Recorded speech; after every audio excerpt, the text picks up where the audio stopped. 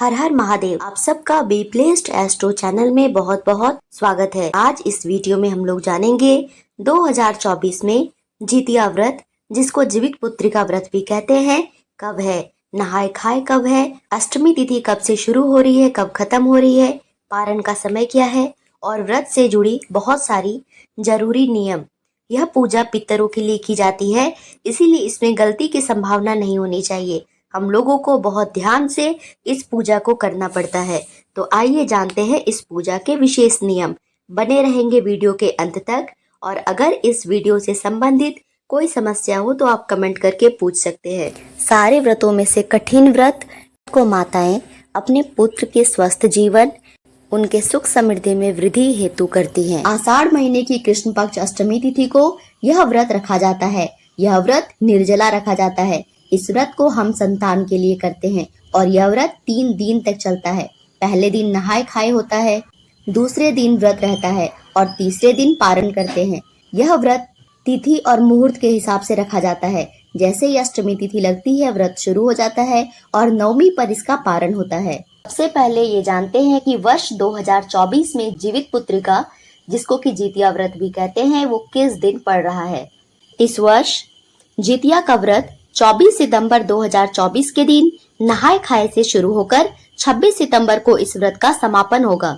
इस साल कृष्ण पक्ष की अष्टमी तिथि का आरंभ 24 सितंबर 2024 को दोपहर 12:38 से ही हो रहा है और इसका समापन अगले दिन 25 सितंबर 2024 को दोपहर 12:10 पर होगा। ऐसे में उदया तिथि के आधार पर जितिया का व्रत 25 सितंबर 2024 को रखा जाएगा। वहीं 24 सितंबर 2024 को जितिया व्रत के नहाय खाए की पूजा होगी। अब जानते हैं नहाय खाए के दिन का नियम। नहाय खाए को लोग संजत के नाम से भी जानते हैं, तो जितिया में संजत का विशेष महत्व होता है। जितिया के दिन जीमूत वाहन भगवान और महालक्ष्मी की पूजा की जाती है और इसके साथ चील्हो और सियारन की पूजा की जाती है। नहाय खाए यानी संजत के दिन सुबह उठना है और इस दिन ब्रश से दांत साफ नहीं किया जाता है।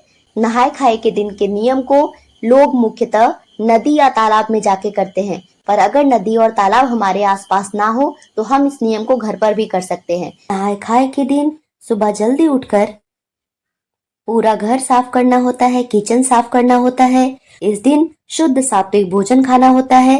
प्याज, लहसुन इन सब का इस्तेमाल नहाय खाए वाले दिन नहीं किया जाता है। नाखून काट लेना होता है, बाल धो लेने होते हैं, चादर, बेडशीट सब धो के शुद्ध साफ कर लेने होते हैं।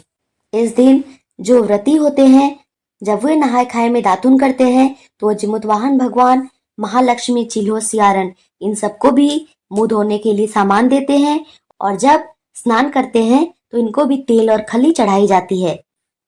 नहाय खाए के दिन ही पितरों को भी भोग लगाने का विधान है। केले के पत्ते या झींगे के पत्ते में दही चूड़ा का भोग लगाया जाता है और इसके बाद सभी दही चूड़ा खाते हैं। और इस दिन खाने में मड़ुआ की रोटी, नूनी का साग और झींगे की सब्जी खाने का विशेष नियम है। इसके साथ ही नहाय खाए का दिन समाप्त होता है और व्रत के भोर में सरगी खाया जाता है। सरगी खाने के लिए सूर्योदय से पूर्व उठ के ही खा लेना होता है और सूर्योदय के साथ ही अष्टमी तिथि के शुरू होते ही व्रत शुरू हो जाता है और यह व्रत नवमी तिथि के शुरू होते ही खत्म होता है और नवमी तिथि में फिर से पारण किया जाता है। व्रत के दिन दातुन नहीं किया जाता है क्योंकि इस दिन खर तोड़ने का नियम नहीं होता है। व्रत वाले दिन 16 श्रृंगार करना चाहिए, नाक से सिंदूर पहनना चाहिए, नई साड़ी हो तो नई साड़ी पहननी चाहिए, अन्यथा धुले और साफ वस्त्र पहनने चाहिए। इसके साथ ही शाम के समय स्नान करके फिर से पूजा करनी होती है। एक टोकरी या थाली में सारा सामान, जो भी चढ़ाने का सामान होता है, जिसमें कि मुख्यतः खीरा, चना, मूंग, लड्डू, पेड़ा, फल, मिठाई, जनेऊ, झींगे के फूल, ठेकुआ, पिड़किया इन सब का विशेष स्थान होता है। इन सब को उस टोकरी में रखकर एक लाल कपड़े से टोकरी को बांध देते हैं और धूप दीप दिखा के जितिया व्रत की कथा पढ़ते हैं या सुनते हैं और फिर आरती करके व्रत पूर्ण किया जाता है। इस रात महिलाएं तरह तरह के लोकगीत गाकर रात्रि जागरण करती हैं और सुबह नवमी तिथि के साथ ही व्रत का पारण किया जाता है और पारण में अपने बेटे से उस टोकरी को खुलवा कर सारा सामान बाहर निकाल के फिर से जिमुतवाहन भगवान, महालक्ष्मी, चिल्हो और सियारन को बारी बारी से भोग लगाया जाता है और जिमुतवाहन भगवान का पत्ता अपने बेटे को दे दिया जाता है प्रसाद के रूप में। चिल्हो सियारन के पत्ते को छत पर फेंक देते हैं और इसी तरह सीधा दान करके इस व्रत का पारण किया जाता है और जिमुतवाहन भगवान, महालक्ष्मी, चिल्हो और सियारन से अपने पुत्र की स्वस्थ जीवन, दीर्घायु और निरोग का आशीर्वाद मांगा जाता है। ये थी बी ब्लेस्ड एस्ट्रो की तरफ से जितिया पर्व से जुड़ी सारी जानकारी। अगर आपको वीडियो अच्छी लगी हो तो चैनल को सब्सक्राइब और वीडियो को लाइक करना ना भूलें। धन्यवाद।